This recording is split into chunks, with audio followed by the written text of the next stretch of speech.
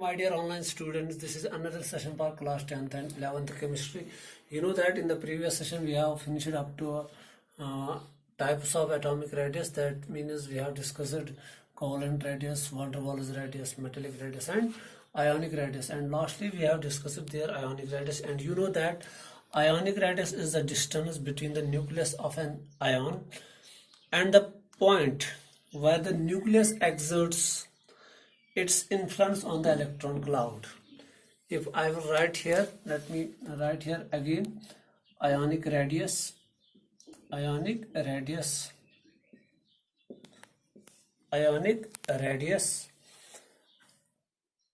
it is defined as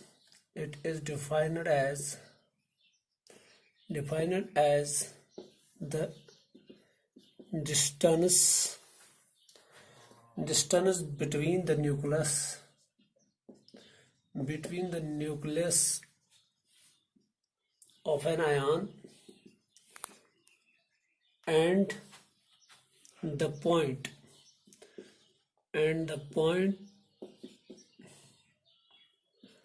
where nucleus exerts its force of influence.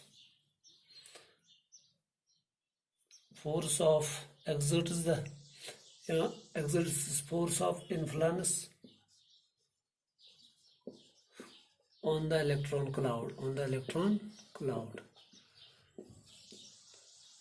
This is the definition of ionic radius.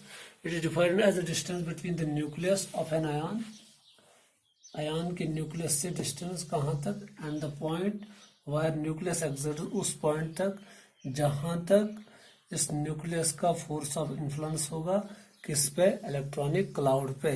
तो उसको हम क्या बोलते हैं, ionic radius. And you know that ionic radius, अगर हम लिखेंगे ionic radius is less than covalent radius, is less than शाबाश metallic radius, is less than van der Waals radius. सबसे बड़ा रेडियस कौन होता है, van der Waals radius.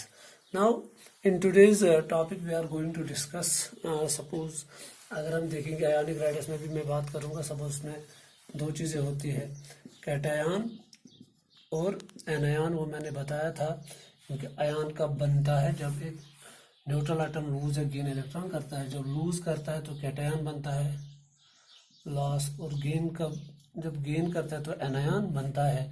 ये नेगेटिवली चार्जड होता है और ये पॉजिटिवली चार्जड होता है. यहाँ पे क्या होता है, शाबाश, नंबर ऑफ इलेक्ट्रॉन्स डिक्रीज होते हैं, जेड इफेक्टिव इंक्रीज होता है, और नंबर ऑफ प्रोटॉन्स क्या रहते हैं, शाबाश, वो तो सेम ही रहते हैं. यहाँ पे क्या होता है, शाबाश, नंबर ऑफ इलेक्ट्रॉन्स इंक्रीज होते हैं, जेड इफेक्टिव डिक्रीज होता है, और नंबर ऑफ प्रोटॉन्स यहाँ पे भी क्या रहते हैं, सेम. तो इस तरह जब हम देखते हैं कैटायन का साइज जो होता है वो पेरेंट एटम से क्या, कैटायन का साइज क्या होता है, स्मॉल होता है. और इसी तरह जो एनायन होता है पेरेंट एटम से क्या होता है, इसका साइज बिगर होता है, बड़ा होता है. तो अगर हमें अब देखना होगा, मिसाल के तौर पर अगर हमें देखना होगा कि आयोनिक रेडियस हम कैसे रिप्रेजेंट करेंगे, ये कैटायन है और ये एनायन है, जो ये न्यूक्लियस है ये भी न्यूक्लियस है, और इनके बीच की जो डिस्टेंस है इसी को हम क्या बोलते हैं, शाबाश, आयोनिक रेडियस. यही क्या कहलाता है, इसका आयोनिक रेडियस. दैट मीन्स इसमें क्या आता है, ए वाला पोर्शन क्या आ गया, r cation, radius of cation, और ए वाला पोर्शन क्या आ गया, आर एनायन. तो इसी इंटरन्यूक्लियर डिस्टेंस, क्योंकि हमने बताया it is defined as the distance between the nucleus of an ion and the point where nucleus exerts its force of influence. जहां तक किसी भी आयन का फोर्स ऑफ इन्फ्लुएंस होगा वहां तक उसकी क्या कहलाई जाती है, आयोनिक रेडियस. सपोज ये कैटायन है, क्योंकि कैटायन छोटा होता है एज कम्पेयर टू एनायन और एनायन बड़ा होता है. This is how we are discussed ionic radius. And in today's topic we are going to discuss another new topic, that is what are the various factors which affect the atomic radius, whether that is Coulomb radius, van der Waals radius, ionic radius, metallic radius. कौन सा ऐसे factors है जिन पे atomic radius depend करता है. Factors affecting atomic radius. Atomic radius पे कौन कौन से फैक्टर्स असर अंदाज करते हैं, किन से एटॉमिक रेडियस इफेक्ट हो रहा है. सबसे पहला इसमें है effective nuclear charge. Effective nuclear charge जिसको हम क्या बोलते हैं, शाबाश, जेड इफेक्टिव. जेड इफेक्टिव जिसको हम बोलते हैं, जिसकी फार्मूला मैंने आपको बताया. जेड इफेक्टिव किसके बराबर होता है, शाबाश, जेड माइनस सिग्मा. ये है इसकी फार्मूला भी. और जब देखते हैं, क्योंकि जितना जेड इफेक्टिव ज्यादा होगा उतना आउटरमोस्ट शेल पे आउटरमोस्ट शेल के इलेक्ट्रॉन से फोर्स ऑफ अट्रैक्शन ज्यादा होगा और जो साइज होगा एटम का वो कम होगा. तो इसलिए हम क्या देखते हैं, जो एटॉमिक रेडियस है, एटॉमिक रेडियस है वो क्या है, atomic radius is inversely proportional to Z effective. That is जितना जेड इफेक्टिव ज्यादा होगा उतना एटॉमिक रेडियस कम होगा. तो यहाँ पे हम लिख सकते हैं जेड इफेक्टिव इंक्रीजेस, शाबाश, एटॉमिक रेडियस डिक्रीजेस.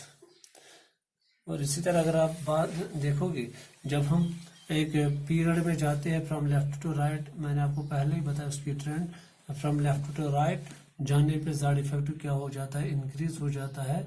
तो ऑब्वियसली बात यह है कि एटॉमिक रेडियस क्या होता होगा, कम होता होगा. तो उसके बाद हम देखेंगे, जब हम बात करेंगे इसकी, अगर हम देखेंगे मिसाल के तौर पर एटॉमिक रेडियस की, अगर मैं लूंगा यहाँ पे suppose lithium, beryllium, boron, carbon, nitrogen, oxygen, fluorine and neon. अगर हम जेड इफेक्टिव की बात करेंगे तो इसका जेड इफेक्टिव 1.3 है, इसका कितना है 1.95 है, इसका कितना है 2.60. ये कैलकुलेटेड है, सपोज मैंने यहाँ पे दिखाया आपको. तो इसका कम है जेड इफेक्टिव, इसका इससे ज्यादा है, इसका इससे ज्यादा है. तो जब इसका कम तो अगर हम नियॉन की बात करेंगे, क्योंकि नियॉन में कौन सा रेडियस होता है, वान डर वाल्स रेडियस, अगर हम वहां पे बात करेंगे तो वहां पे भी जेड इफेक्टिव कितना होता है 5.85. क्योंकि यहाँ पे वान डर वाल्स रेडियस होता है, तो इसलिए जब भी हम किसी भी पीरियड में देखते हैं, यहाँ पे जो साइज है होता है, जो नोबल गैस का साइज होता है as compare to rest of the members of the period, वो सबसे बड़ा होता है.